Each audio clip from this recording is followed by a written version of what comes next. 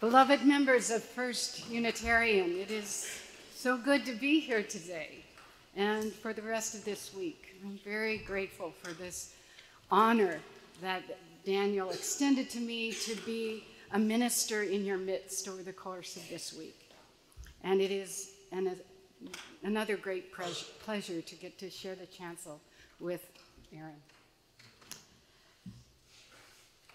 So a week or so ago, in preparation for a daily practice of meditation, I came across this stunning piece of information.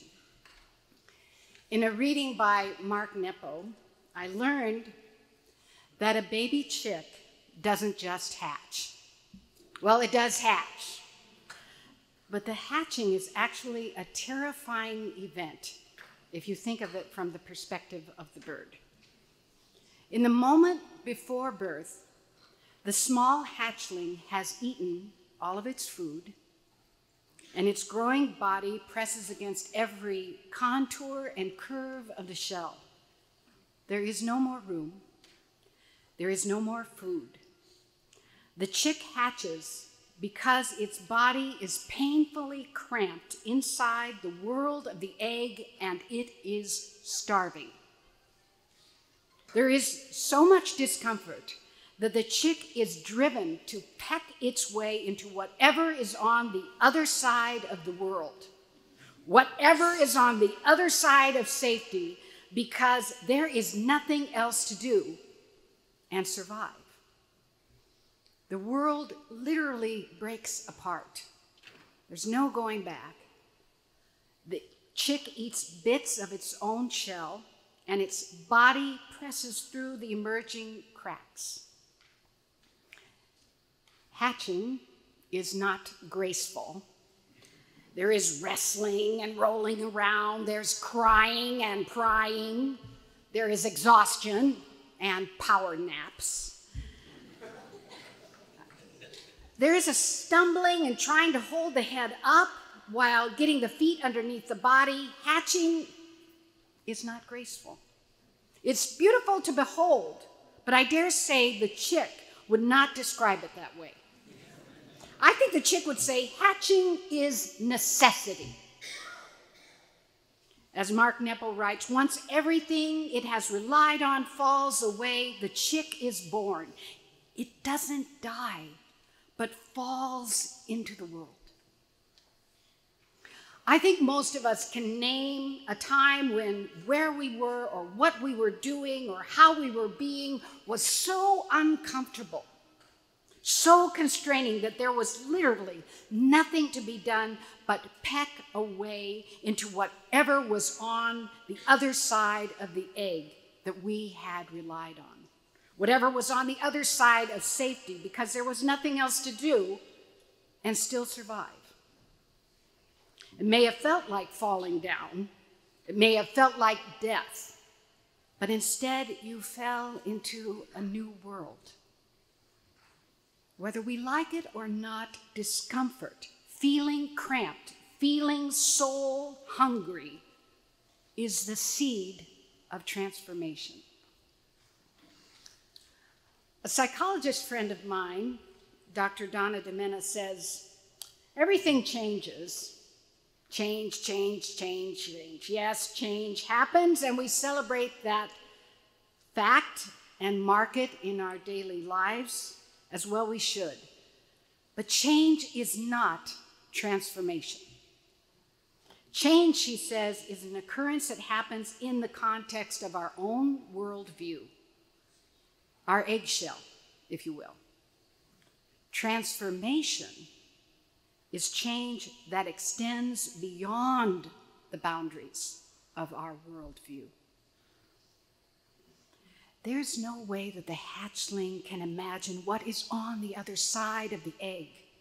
It is discomfort that drives a chick to risk everything, to go beyond its worldview. This is transformation.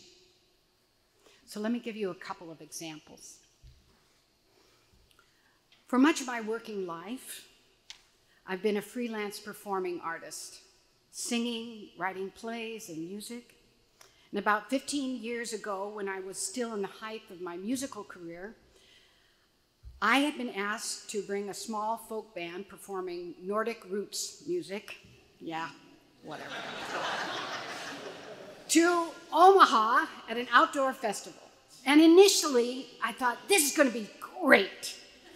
All my family on my mother's side hails from Nebraska, and I thought maybe I'll invite some of my cousins, and they can meet me in Omaha and see what I'm up to, and we can connect. And then this feeling of deep despair, deep discomfort began to settle in. I have such fond memories of visiting my uncle's farm in Nebraska. My parents would settle around the big kitchen table with my aunt and uncle, yelling after us kids to stay out of those canyons, kids. We mean it. You're going to get stuck in one of those tunnels, and you're going to break a leg, and nobody's going to find you. So stay out of there. So, of course, that's exactly where we went. And we would slide and crawl through the canyons, and we would moo at the cows, and we would chase after the chickens, to my uncle's constant consternation. I just loved that farm. And looking back, it was a time when I felt absolutely free and absolutely loved. But as the years wore on and life began to shape us all, I realized that I had stopped connecting with my relatives. There was this growing divide between us.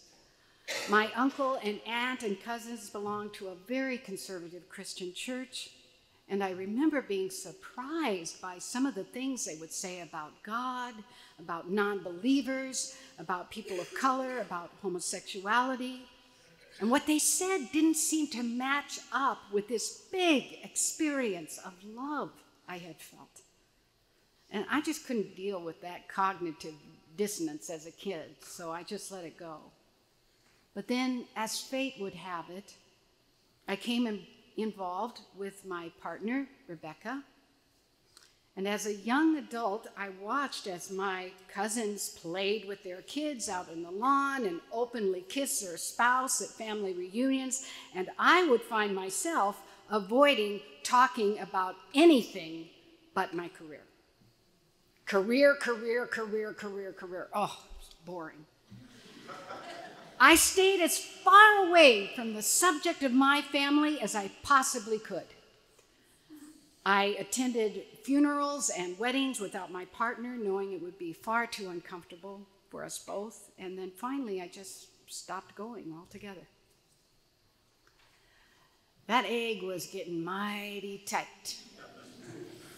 And my spirit was painfully cramped inside the shell of ideas about family, ideas about religion, about narratives about who is normal and who is not. And I was starving. I was starving for the love I once felt and this deep sense of family. And there was nothing else to do but what I did.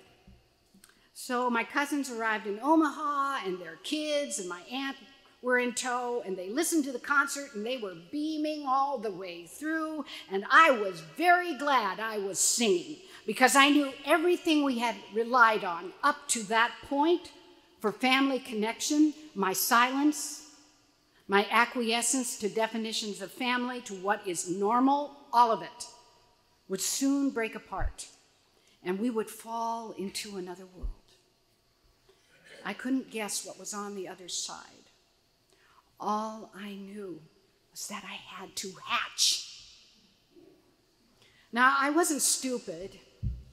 I knew who I needed to talk to first. I wasn't going to make a big announcement at the dinner table.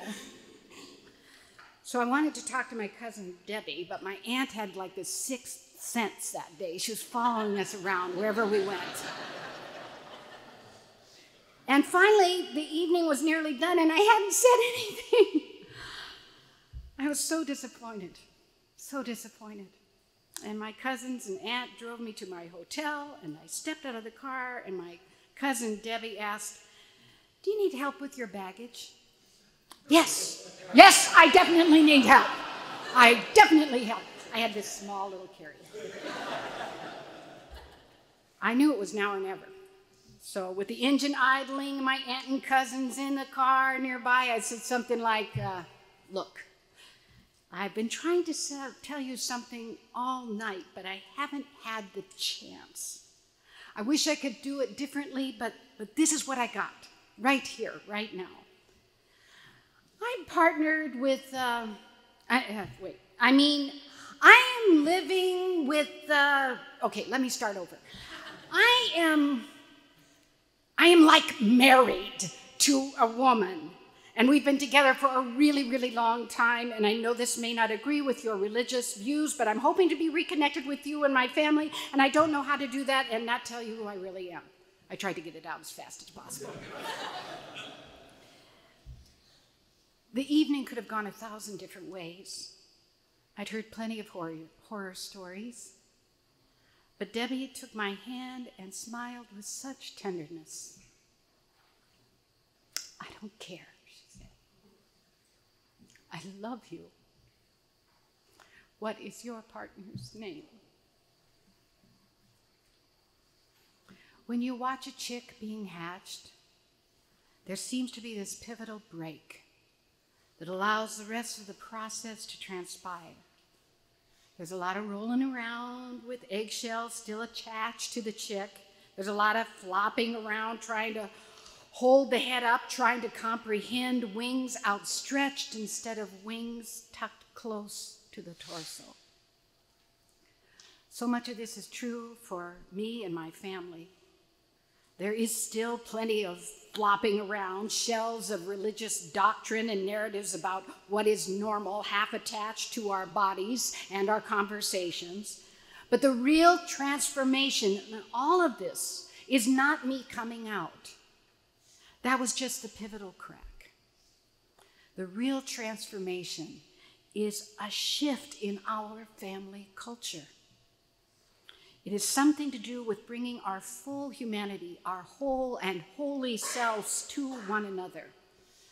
My cousin's kids want to gather with my sisters and me whenever we come to Nebraska because they sense that something real and authentic is happening. We really see each other. As I say this, I can't help but make the connection with the real and authentic work being done in our communities of faith, in our denomination, in our greater communities around racial justice and the cultural transformations we are endeavoring to make. I've been thinking a lot about hatching, friends. The grit it takes, the discomfort, the soul hunger, the pain and necessity. I've been thinking about hatching as I've marched down highways in Black Lives Matter actions or sitting in any number of living rooms with white friends discussing the tactics and my support of these actions. On the one hand, at a gut level understanding, I get that hatching is crying and prying, exertion and exhaustion, a messy necessity. I'm an artist. I hatch things all the time. I understand what it's like to try some things and find myself at a dead end and then wrestle myself into some other position so I can peck away at a hairline crack until it opens up into a new world and a song emerges, a play emerges, a sermon comes to life. On the other hand, I think about my experience of being white and my discomfort with seemingly any manner of discomfort. This past summer, I sat in a living room with neighbors and community organizers trying to figure out how to respond to the shooting of Justine Damond, a white woman who called the police to report an attack that she thought she heard in her alley and ended up dead. We wanted to push back at the stark differences between how Justine's death was being portrayed and framed in the media and how the killing of Philando Castile, a Black man, was framed just a year earlier, who had been pulled over for a seemingly benign traffic stop and was dead within 11 seconds. While Justine was held up as a loving and, quote, the most innocent victim of police shooting, Philando was portrayed as somehow deserving and rightfully blamed for his own death. I will never forget sitting in that living room when one of Justine's white neighbors talked about how she had always felt safe in her neighborhood and how for the first time she was not sure if she could trust the police or even feel safe ever again. And the president of the NAACP, who was sitting next to her, shook his head and said, "Ma'am, I'm glad for you. I'm glad for you that you have always felt safe in your neighborhood and that you have always been able to trust the police, but these are things I've never experienced in my life. I don't know what that's like to walk in a world that feels safe." An intense silence settled over us all, our world experiences colliding in that living room. And I watched this messy work of hatching taking place, the discomfort of having your worldview challenged, and the discomfort of transparency, of speaking Black truth in all white spaces. I found myself thinking, how do we do this? How do we hatch? There is something about my whiteness, the framework of being enculturated as white, that says hatching should be more orderly. Less uncomfortable. It shouldn't feel like falling down or falling out. It should feel like going up, right? Especially after we have put so much sound and fury into going up. Hatching shouldn't hurt. Hatching shouldn't feel messy.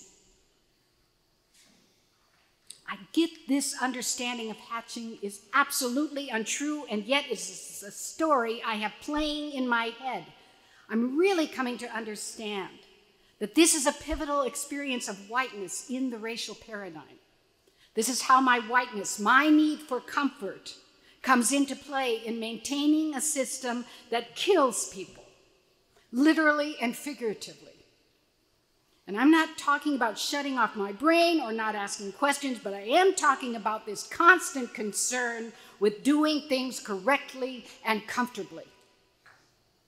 Those who profess to favor freedom and yet deprecate agitation are people who want crops without plowing up the ground.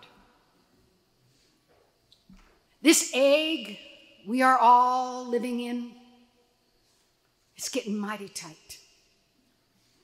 This framework of race and racism on which this country was built. We didn't construct it, we are just in it, together. Some to life-stressing, life-threatening, life-ending disadvantage, and others to life-enhancing advantage. But regardless of where we are positioned in the egg, we are all starving. We are starving, literally and spiritually. Change or adjustments inside the worldview of the egg is not enough.